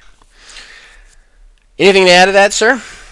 No, that was pretty much the only input that I really had on it. It looks pretty. I mean, it does look pretty. I'm not saying it doesn't. It's just, I don't know. It's very strange to me. It's like, I don't know. It just doesn't make sense to me. Star Wars Eclipse. Then we got a Star Wars Eclipse cinematic reveal trailer for a Quantic Dreams made Star Wars game that will cover the storyline between the High Republic and Fallen Order and the fucking Fallen Republic or whatever, space garble-gook. But yeah, this looks weird because Quantic Dreams is a very like narrative kind of story-based company. Like, I want to see what this ends up looking like. Like, is this going to be like a playable movie like Detroit Become Human, or? I hope so. I hope that's what it is. I really hope so, because I don't think with the name like Quantic Dream attached to this game that they could do like you're going to be in the middle of like a 600 person fight, and like you individually tried like taking down people with the lightsaber. Are there going to be lightsaber battles? Yes, but it's going to be, like you said, very cinematic. Like, push the stick, do a circle to, you know, spin around and shit like that. Yeah, and it'll be very that is what I Telltale-like. want. Yeah, that is what I want, because the Star Wars now has a genre for everyone. And this is a very, very natural fit. And the fact that they are working with Lucasfilm as well, I'm very, very interested to see how this turns out. You know, not to disagree with you, but I kind of would like for Star Wars a little bit more player agency and a little bit more, I don't know, I want a little bit more action in my Star Wars and a little bit more playable action than necessarily I would get with a Quantic Dream game. So I don't know, again though, with Quantic Dreams attached, I think maybe the best way to go is that. I just don't know if that would be my cup of tea for that. I think I would like to see a game where I could actually move the character a little bit more and actually be involved in the fights a little bit more than just like quick time events, you know? Yeah. From my point of view, I'm not saying anybody's wrong on this one. I think it's just a different take on that subject, no, you know? see, this is the internet. You said something that is not what somebody else wants. It automatically makes you wrong and horrible. Yeah. Well, then I'm wrong and horrible on a daily basis, internet, and I don't fucking care. You have taken me and tempered me into a hate-filled old man who just doesn't give a shit what you people think. So, moving on, Lost Ark release date reveal. February 11th, 2022. I know you don't care about this. Games as service. However, Philbilly's very interested in this. It looks a little bit too anime to me, but if Philbilly enjoys it, I'd probably give it a try with him. And excited to see this in. This has been, a lot of people have been looking forward to this coming to the States for a long time. So, next one we got to talk about is bullshit. I don't even want to talk about it because talking about it contributes to the bullshit that it is, but we got a Wonder Woman reveal trailer. Look, I want a Wonder Woman game. I certainly want a Wonder Woman game from the Shadow of Mordor developer. That sounds amazing. What I don't fucking want is a 10-second reveal trailer where we just see a digital Wonder Woman with a lasso of truth and you say, hey, we're making a Wonder Woman game. I don't want that. I don't want that anymore. It's an announced trailer. This right here is the perfect example of the garbage that I talk about with trailers and overhype. We don't need to see anything about this. We shouldn't know about this game. Shut your fucking mouths and make the game. When you have a release date or gameplay to show us, bring a trailer to us. But this is garbage. What do you think? Yeah, I mean, I remember Keeley, when he went to make the announcement, he's like, here's a world premiere that none of you saw coming. And like, whenever they announced the Series X at the Game Awards, that was, I feel like, a new level for the show for the types of announcements that we would be getting from it. So when he said that triggered me immediately. I'm like, oh my God, here's something huge. Right. And here it is, you know, Wonder Woman. Okay, I mean, cool, but this is the same as the Wolverine announce. Yes, this is the same exact thing, and it's like, thank you. I wish, like, if you are gonna do an announced trailer, do something more than this. Yeah, or the next one, which we're gonna go into in a second too. But keep going. I don't know. I think the next one did a little bit No, better. it didn't. It was 53 seconds. It was 53 seconds. It was nothing. These two fucking trailers are nothing. They're absolutely nothing. They are they are everything wrong with gaming marketing right now. Well, let's just go into the next one then. Sure. We're already, like, we keep pointing at it. Sure. Alan Wake 2. Yeah. Confirmed by Remedy, had a announced trailer that was 53 seconds long where we see him talking, we see a road, then we see him. It's garbage. This shit is garbage. Don't show us this stuff. And this is the kind of stuff that makes me mad because these games are probably both 4 to 5 years off. And we're seeing this already? Like, I hate this. I hate this. These could be most anticipated game for 2022, and they could not even come out until 2027. Like, this is the kind of perpetual pyramid scheme hype that the game industry does, and I hate this shit. And look, I'm excited for both of these games. I played Alan Wake 1. start to finish. I hated the fucking ending, but it's cool that it's getting a sequel. I love Wonder Woman. I have a ton of Wonder Woman comics. And Shadow of Mordor was so good it made me play a Lord of the Rings game. But like now I know these exist. Now it's going to be like every day waiting to see if these games come out, and I hate this stuff. And then people start to build it up in their heads. And then you get this train motion where you're getting pre-orders and everything. I hate this stuff. This is evil bullshit stuff. Don't show a trailer unless you have a release date or you have gameplay to show us. Otherwise, keep your fucking mouths shut. Seriously. Seriously. I'm sorry. Do you want to add? No, I mean, it's basically it. Like, for me, with an announced trailer, if there's at least something to show, like I said, the Alan Wake one, I wasn't as hyper offended by, but like the whole, like with the Wonder Woman one, it's just her with a lasso in a dark room. That is it. That is the very bare bones, like, hey, this is going to be a thing. Right. At least with Alan Wake, there's a build up with it to be like, really, what the fuck is this? And then like in the trailer, he's like, I'm Alan Wake. I'm like, oh, okay. Oh shit. Like, you know, hey, they're doing that. They had something to show, and like they actually had like a little bit of a setup. They didn't have anything to show, though. They really didn't have anything to show, though. That's what I'm saying. They just did it better, Neil. They just did the dark room better. That's all. That's all they did, is they did the dark room better. They don't have anything to offer you, man. Nothing other than a fucking title of a game that they don't even have yet. It's not even a thing yet. It's not real. It's just somebody wrote it down on a piece of paper and made up a shitty trailer that kind of looks like Jake Gyllenhaal. Like, it's fucking bullshit, man. It's bullshit. Yeah, I mean, like they didn't have anything of substance, but they presented it better. That's what I'm saying. Like, okay, when you compare those two, if you were shown Alan Wake 2 and the Wonder Woman game reveal, like you would say, hey, at least the Alan Wake one, like they tried a little bit, but I'm not saying that the Alan Wake one was good because, you know, they didn't, like he said, like they didn't show anything. Okay. One just presented the dark room better than the other. Right. I just personally enjoyed watching the Alan Wake 2 one more compared to the Wonder Woman one. I will get on board with that. I get that. I still think that, like, overall, neither one of these should have been here. Neither one of these should have been here. They don't really have anything to show you. And that's the kind of stuff that I hate. I absolutely hate that shit. Moving on, we then got the Sonic the Hedgehog 2 movie trailer, and this actually looks really good. I'm excited for this trailer. Yeah. I thought the trailer was really good. It showed off everything it needed to get real Sonic fans who were probably a little miffed that the first movie was very outside of Sonic lore, more involved. Yeah, they're going back into lore this time around. I also read an article the other day. Apparently, I'm really upset because I guess the Japanese title for Sonic the Hedgehog 2 is Sonic and Knuckles.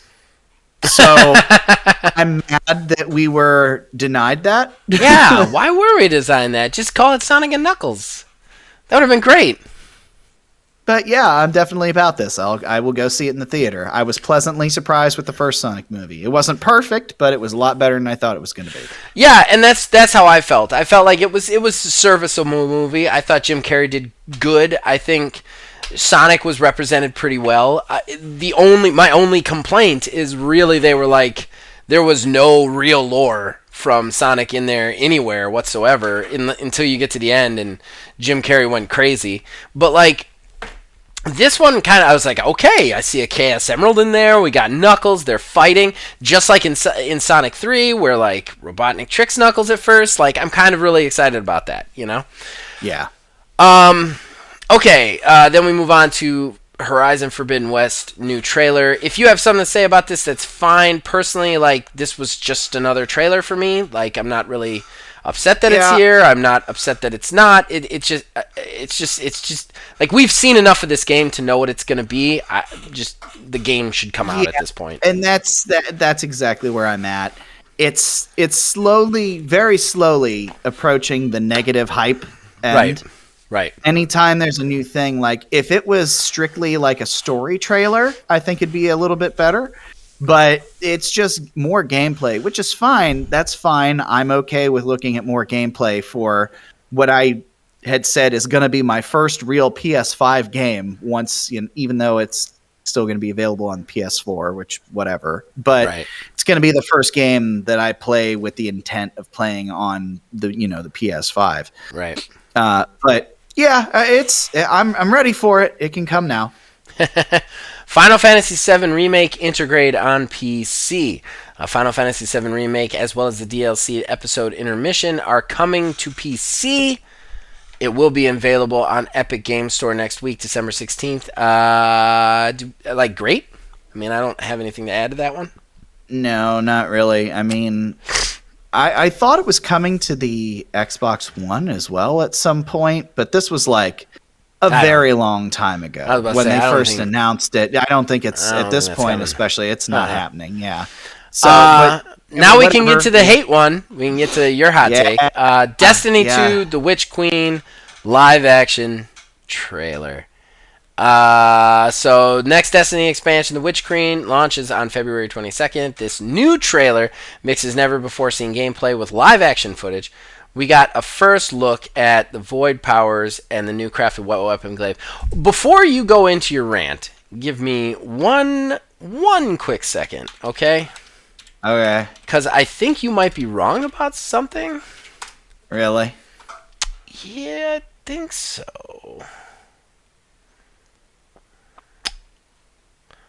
Because...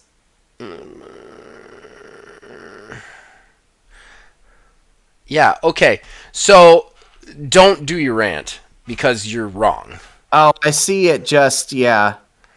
You are very wrong. They are no longer with them. Apparently, I didn't know that was. I didn't know that was a thing that had happened. Because originally, I was going to rant about the fact that that Keighley had said, "Oh, we're not doing anything," with them with Activision outside of what they're going to be nominated for, this, that, and the other. And Zach and I had a conversation about the fact I could have swore that Activision had published that Activision had helped publish Destiny, but apparently, I guess back in 2019, Bungie and Activision already split, so I don't care about this game anymore. Yeah.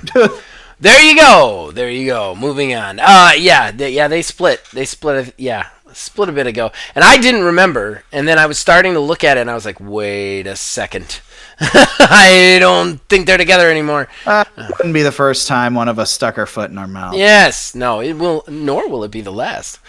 Then we had. Will it be the last? Splitterhead reveal. Silent Hill creator Kenshiro Toyama revealed his new horror game Splitterhead, which brings his signature body horror to the next-gen consoles. Will not be playing this. Will not be anywhere near it. Won't be in the same room as that fucking game. Then this is the game. However, the next one. I am so excited about this game. This looks cool as hell. Why are you saying it's gonna be multiplayer? I don't hate multiplayer. I don't gravitate towards it. I think it's gonna be like a games of service, man. I mean, if that's the case, I probably won't. I don't know why you're excited. Nothing about this says it looks cool. Narrative-driven single-player game.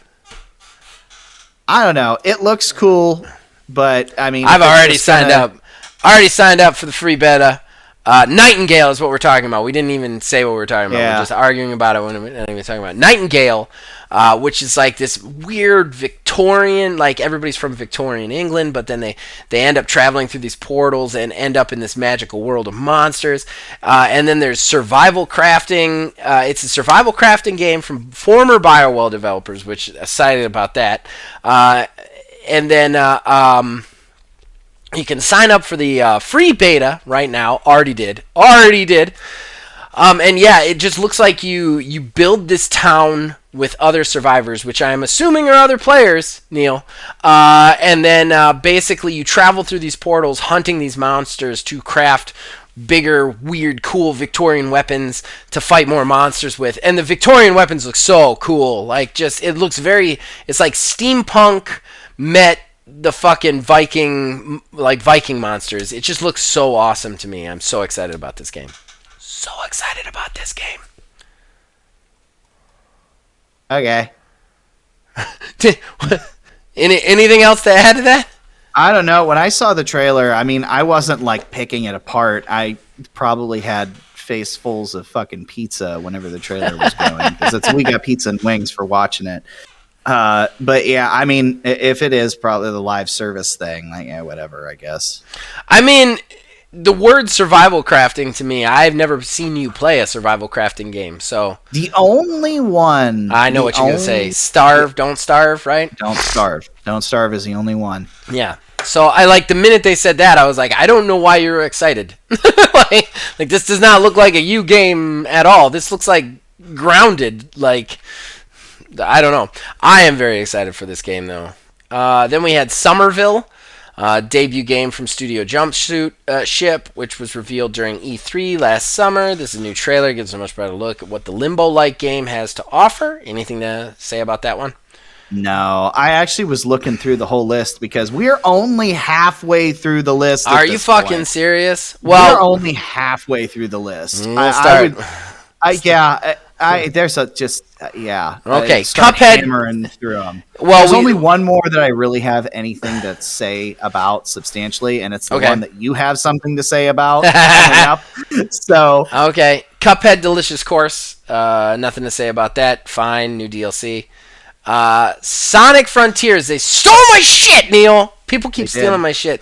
I swear to God, of the 30 people listening to us, like 5 of them are like Nintendo, Sega, IGN, Xbox, PlayStation, because we just keep getting ripped off. Like our sayings, what we come up with. I pitched this game like 2 years ago, an open world Sonic the Hedgehog game. That's the way they had to go, and now we have an open world Sonic the Hedgehog game coming. So I will say I'm a little bit nervous about that one because any 3D Sonic team you have to be nervous about. Well, I think this is the way to go with a 3D Sonic, like I've said before, because you like give him that open space to run in. But like Sonic Team is so good at like almost doing the coolest thing, you know. Like my biggest worry is they have a great idea with this. Right, they can lean into the speed.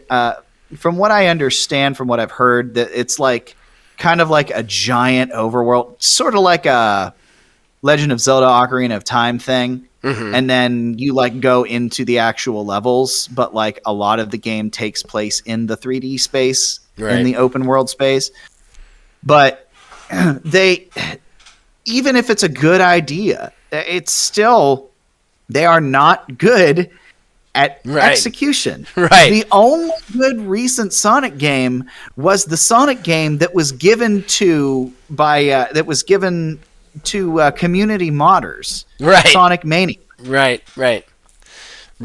Exactly. And that's not a 3D Sonic. So like, and it's not a 3D Sonic either. So it's just like, maybe Sonic will never make the jump. Now, I think it has to. I just think it has to stay relevant. It just does. Like, Sonic's cool, but like if you really want those games to be in the zeitgeist, you need to have 3D Sonic games. And they need to start being at least decent, man. They've all been train wrecks. So I'm kind of hoping this one is a winner. I'm hoping it's a winner. Probably what it'll be is like Sonic Forces, where it's like, well, the basic idea here is really cool, but then it's like a 2-hour story and like there's a ton of bugs and you know what I mean? Like, that's what I'm afraid of. So then we got Tachia, new trailer, which actually looks like a kind of cool indie game, kind of Breath of the Wild style. Suicide Squad, Kill the Justice League gameplay. I am in no way, shape, or form interested in this game. I know it's Rocksteady and it's multiplayer, but it's just, I don't know. It just doesn't look interesting to me in any way, shape, or form. Then we got Forspoken. I want to say this. I have no faith in Square Enix anymore. I haven't had faith in Square Enix for a long time. So this is overbuilt to the max. Like, all the trailers, they're building this up to be the prettiest game that's ever been made. Like, every time they show these trailers. And I'm just sitting here like, it can't look like that in the end, guys. Like, there's just no way. And if it does, it's going to be broken as hell. As hell. I'm nervous because Forspoken's one of those, it's the rare and elusive new IP that I'm interested in. Right, but my fear on this one is everything looks a lot like Cyberpunk. Like, wow, that looks so pretty, and then when it comes out, it's just broken as shit. So like, and like I said, I have no faith in Square Enix. They fucked up so many properties in the last like 2 years that like I don't know that I trust them anymore. You know? Yeah, the only stuff that they don't really screw up is the stuff that's been super hyper long. You know. Yeah. Kingdom Hearts, Final Fantasy, because they have those down to a science. I mean, in fairness, though, even Kingdom Hearts 3 had some shit. You know what I mean? Like, some shit at the end. Yeah. So, like, and they had the NDLC that you talked about how bad that was. So, like, there's DLC. There's some shit there. I mean, like, it was successful, but there's some shit. So, like, yeah, they've just had some real, I mean, and they had Outriders, and what's even worse about Outriders is a lot of the actual technical problems that Outriders suffered was 100% Square Enix's fault, because they were the ones in charge of the actual servers, and then you had Avengers, so like, you know what I mean? Like, I just don't trust them right now at all. Yeah. Warhammer 40K, Space Marine 2, great. Saints Row, the reboot Saints Row, got a gameplay trailer. I think that's going to be rough. I think a reboot to a game like that is tough. Dune: The Spice Wars was just a real-time strategy Dune game. Steel Rising didn't do anything for me, really. French Revolution with robots and monsters. I don't know. They haven't showed enough of that game for me to know what it is, you know? Yeah, it looked interesting, but like, again, there's no context for a lot of what's going on. It's another one of those announced trailers. It's just kind of garbage. Like, okay, we got robots in French Revolution. Like, you're just throwing concepts at me and expecting me to get excited. And of course I'm excited about robots in the French Revolution, but like, until you show me what that entails, I just don't care anymore. I'm too cynical now. You've burned me too many times. Star Trek Resurgence, which is going to be a Telltale-like game for Star Trek The Next Generation, and it's from former Telltale developers, which is really interesting. So we have a Telltale game from Telltale that's a Telltale game, and then we have a Telltale game from ex-Telltale people from some other company. But I think it looks interesting. I think Star Trek is I like Star Trek as a property. I know it's not everybody's cup of tea, but it should be interesting. Now I want to take a second on this one because I am actually really excited about this game. Rumbleverse looks so much fun to me. It is a 40-person melee-based battle royale. Oh, it's only coming to PS5? Oh, I didn't know it was only coming to PS5. But it's got an Xbox symbol on it. I was just about to say, then why the hell what the fuck is going on with that? Logo with this? I think that's coming everywhere. I think that's bullshit. I think it's got to be coming everywhere It's gotta because be. if you hover over the icon in the top left corner of the video, it's official Xbox channel. It's Xbox, right? Yeah. So what the fuck? I am very excited about this game. It's also professional wrestling, and I know it's cartoony, but I love professional wrestling. I actually read a little bit more about the game, and I guess instead of like, the battle royale where you're trying to find loot, like weapons and ammo and stuff to fight people, in this you find books to learn moves. So like your arsenal that you're like picking up is moves like spinning clothesline and like pile driver and stuff. Like it kind of sounds like an interesting merging of the fighting games. They also said that you can climb any structure in this. Kind of like Breath of the Wild. So, like, which is interesting because there aren't really any battle royales that you can do that in. Like, there are plenty of very vertical battle royales, but nothing that you can just climb anything. So you can, like, literally just constantly climb and jump off walls in this, which I think is really cool. So I'm kind of looking forward to playing that and giving it a try. Metal Hellsinger, Heavy Metal Doom, which was already heavy metal. I think you have to actually shoot to the beat of the music, which is an interesting premise. Then it's like actual metal music. Like I was only half listening, and then the dude from Trivium showed up and was talking. I'm like, wait, what? And then I guess they got like Lamb of God music in there too. Yeah, I'm like, oh, okay, all right. Hello. So, I keep my eye on that one. Then we got the sequel to what looked like the most depressing game ever made, A Plague Tale. So we've got A Plague Tale 2. Again, I never played the first one, but I feel like this is going to fit right into the Senua's Saga thing. Like, why are we doing a sequel about somebody who died in the bubonic plague? That sounds fucking terrible. So moving on. Dying Light 2, Stay Human. I'm sick of seeing trailers about that, guys. Release your game or tell us you're not releasing the game. Crossfire X got an actual launch date. That will be February 10th. This is really interesting because it's a multiplayer-based shooter that is designed from the Pearl Abyss people who did like Black Desert, which is crazy because that's like straight MMO stuff, like fucking, questing and shit, to do like a multiplayer shooter. Then you have on the story side 2 different campaigns that you can play, both written and done by Remedy. Yeah, that is. It's crazy. Really interesting. Yeah, it's crazy how they even got hooked up. Remedy is like what, like I don't think they're American, but they're like no, they're like Norwegian or something, and the Pearl Abyss people are Korean. So it's like I don't even know how that happened, but this sounds like a really interesting game. I want to see how those styles merge. Then we had GTFO, which I don't know enough about honestly, but it launched, so. It's a hardcore multiplayer shooter. Yeah, it looked interesting, but at the same time, like not necessarily my bag. Right. Then we got Spielberg's upcoming Halo series for Paramount Plus. Yeah, debuted during the Game Awards, giving us our first look at Master Chief on the small screen. Again, I don't think that screens that TV and movies are like the end-all be-all for things. I don't necessarily want to see all my games be movies. I think the player choice is the best part about games, so you don't get that in a TV show. So I'm gonna make a bold claim right here and now. Actually, go for it. I think it's gonna go by the way of the Cowboy Bebop live action. I'm so sad about that. I really love that show, and I am an OG Cowboy Bebop guy. I used to drive an hour to buy the tapes before DVDs were a thing. Like, the first half of the collection of the original anime were on tapes for me. And I don't watch anime anymore, but that's one anime that I will always watch. I love Cowboy Bebop. And I was very nervous about that show. Then they released it, and while it was definitely different, I loved it. I really loved it. I thought they did a lot of great stuff with it. The actors were awesome. They did enough stuff in the vein of it that was cool. I'm just sick of getting into shows because now we have so much content coming out on everything, and they just cancel them so fast, Neil. They just cancel them. Every time I get into a show, it gets canceled or moved or something else, and it's just like, I'm just going to watch Game Grumps and What Culture Wrestling News. Well, What Culture Wrestling News and Game Grumps on YouTube. I'm going to watch movies and shows that Melissa likes. And then I'm not going to get into shows that I like anymore because I'm just sick of them being canceled or shitted on or whatever, Yeah. Arc Raiders, well, Elden Ring, but just release it.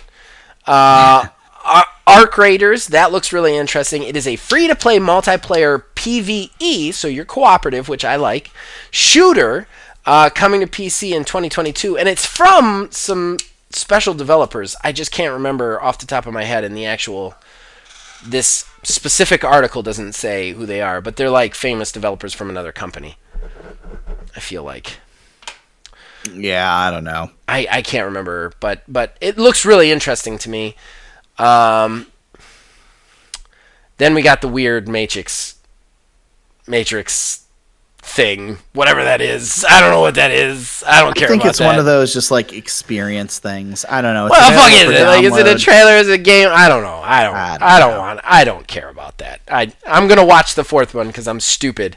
But but I don't know. I don't know what that is. I want to find out what the Arc Raiders are made from. Arc Raiders devs. They're X-Dice. Oh, they made, like, Titanfall and shit. Oh, no, X-Battlefield people. X-Battlefield. So all people who left Battlefield. So. Alright, so that's it. That's all the reveals. We're way fucking over. Way over. Way over. We always go over with shit like this. Most over. We probably should have skipped the talk down. That's probably what we should have done. But, do you have anything to add, man, on any of that? We're over anyway, so who cares, right? Yeah, no, just overall, I mean, I think, looking back, we may as well kind of touch on this now because we're kind of front of mind. Looking back over this past year for gaming, it wasn't great. I was listening to Game Scoop, I think it was, and they were like, "Oh my god, this is like one of the best years in gaming ever," and this, that, and the other. I'm like, I don't know what you're talking about. Right, like I got Metroid Dread, and Deltarune Chapter 2. That's the only two things that like really spoke to you. Really spoke to me. And only one of them. Truthfully, we didn't even know Metroid Dread existed until the summer. So, like, I really didn't have anything to look forward to. Halo Infinite. That's about it. I find that, like, I bought more games than you, definitely. But first of all, I ran into one thing where it was either, like, a game that I regretted buying, which was annoying, or it was, like, an indie game. I bought a lot of independent, smaller studio games. Like, I played the Sherlock Holmes Chapter 1 game a lot. I finally beat that yesterday. I really enjoyed that. The Wildermyth, obviously, I've mentioned it about 32 times in this video. I love that. It Takes Two was good, I think. And then Outriders has had a rough... Like, it's not a bad game, but it's had it rough because of its end game. And then Biomutant, same thing. Like, Biomutant's really good when you first start playing it, and then you realize you kind of run out of stuff to do real fast, you know? Oh, God, Biomutant was this year. Yeah, it was. It was. I nominated it for Horrible Game Awards somewhere. Like, we didn't actually nominate it. It didn't make the final nominees, but it was one of my nominations somewhere. I can't remember where. But, yeah, it was this year. So there were games, but like there was nothing really world-ending. I will say it was a great year for indie games, in my opinion. Great year for indie games. Oh, yeah. I think the AAA studios really dropped the ball, and that's one nice thing is we really got to see it get picked up by studios that you don't necessarily see often. And what's great about that is they're going to get more money, and they're going to be able to do more with what they're given, you know? Yeah. All right. So let's go to plugs, wrap this thing up, okay? Alrighty. Horrible Gaming Podcast. All right, so that brings us to the end of the show and the shameless self-promotion that comes with it. Sorry, we're running late today, guys. It's just anytime we cover something. But Neil, do you have anything special you want to plug, my friend? No, I actually do have a finger to point, though. Okay. Yeah. So, we had every intention. I had every intention. You better be careful with this. I had every intention. Better be careful with this. Better be real careful with this finger. Because I got about 40 of them to point at you. On recording Halo Infinite this past Wednesday. Halo Infinite Road this past Wednesday. All right. So, I get there. Sitting there doing some homework before the designated time. That we were supposed to get on and play. I did strongly urge you to turn back. Did my due diligence and opened up Master Chief Collection. Made sure there's no secret updates, anything like that, and everything was all fine and good and ready to go. So I was like, all right, well, I just waited out, and I get a notification on my phone from our Discord, and it's like, oh. Old Man Gaming is going to be streaming on Twitch, like right now. Wow, that's interesting. So I thought it was a mistake because sometimes you know the times get set up wrong and the scheduling and stuff like that. So I thought it was a mistake for sending out the notification. I'm careful with what I'm saying. I hear you nodding. Creepy old bones. I'm gonna tell you right now. You're not careful is not something you are being right now, because for all the things that you have forgotten during the course of being a Foundation member that these people don't know about. For you to point out the one thing that I forgot, careful, my friend, careful. I see your point. However, I will also counter that point with we've been telling people for the past 2 months that this is going to be a thing that we're doing. We have, and I am sorry. It was figured my out. fault this week. So It was just my to fault finish this the week. story off, I jumped into Zach's stream and berated him at the very beginning of it for forgetting about Halo. How'd that beration end there, champ? How'd that beration end? Well, Forgetful I was Freddy. just about to say, Forgetful Freddy. To be absolutely fair to him and to make his point that I'm sure he's waiting to make, I had my OMFD video that I needed to do, and I forgot about that. So I would say that we're even. But I would not say we're even. I think we're even. They don't know. They don't know. They don't know. So, barring any calamity or potential amnesia on either end, I don't think we're gonna have a problem this week. The only thing I'll say is we are doing a lot of extra recording this week for Horrible Game Awards, but I don't foresee that getting in way of us at least recording an episode or two. So, yeah. That being said, I'm not gonna go back after you, Neil. You know how many things you've forgotten. That's all I need to. I know that you know. I don't care. I don't care. That's what's important when you tell a story. I don't care. I don't. They now Maybe know. I should be a politician. They now. They now at least know that you have forgotten a lot of things, and that's all I give a shit about. It was my fault this last Wednesday. I did forget. I needed to do the Wildermyth thing, and there was a lot of stuff going on, and it ended up slipping my mind. But yeah, we should have the Halo stuff up. I do have. Ooh, that was disgusting. I do have a couple of things I want to just quickly plug. Number one, we actually rarely get to do this, but we know what we are going to be doing for the next 2 podcasts because of holiday scheduling. So next week we are going to be doing what we started it last year. We're going to try and keep it going annually with what we do is we predict what's going to happen in the next year. Then the year we come back to it, we find out who predicted the most, the best, and then we make a bunch more predictions, which hopefully somebody didn't forget to do their part of that episode. Shitbag. You need to. You told me I had 2 weeks when I spoke to you last. I know, and you still have till next Sunday. I can't wait to see if it's done by next Sunday. I can't wait. So we're gonna do that episode. You guys don't understand. Every OMFD is at least 3 reminders for Mr. Neil. So yeah. Well, in the interest of fairness, told me that it's not just me. So it's not just you. I do remind Phil too. What really sucked is it wasn't even Phil's fault this last time. I had to work super late because his Dropbox didn't update. So it never sent through, and then all of a sudden, like, we realized it hadn't sent through at like 11:45, because I just resigned to not getting it. But in any case, back on target. We're going to do that next week. Then the week after that, which will be the week after Christmas, will be the 3rd annual Horrible Game Awards. We are doing our celebrity, and by celebrity I mean from community, presenters. We're going to present our awards, our 8 awards. Our nominees video is already posted. Please go check that out because I worked on that for 4 fucking hours. And then, we'll put that together, and then we'll put that up the week after. It'll go up the Tuesday and Wednesday after Christmas.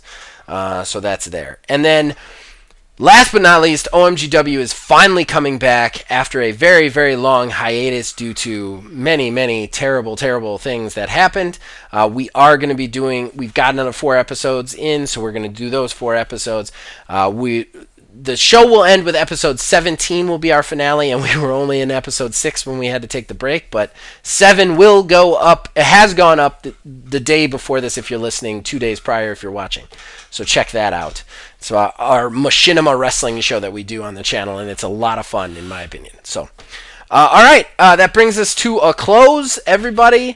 Sorry this went late, almost 2 hours, but hey, it happens sometimes. As usual, you guys can contact us on Facebook at OldManGamingDH, on Twitter at OldManGaming9. You can join our Discord. Link is in the description below. You can influence us in all of our shows from there. Check me out on Twitch when I can stream. Twitch.tv/OldManGamingDH. I have been streaming a little bit less because my throat has not recovered from the illness back in November. I don't know why, but it hasn't, so I kind of get hoarse by the end of the week. But still, I do stream at least twice a week on there. Usually a lot more if I can. So, and then, I mean, with that said, we're done, guys. As long as you guys keep watching and listening, we'll keep making them. And we made it under 2, so we'll see you guys next week.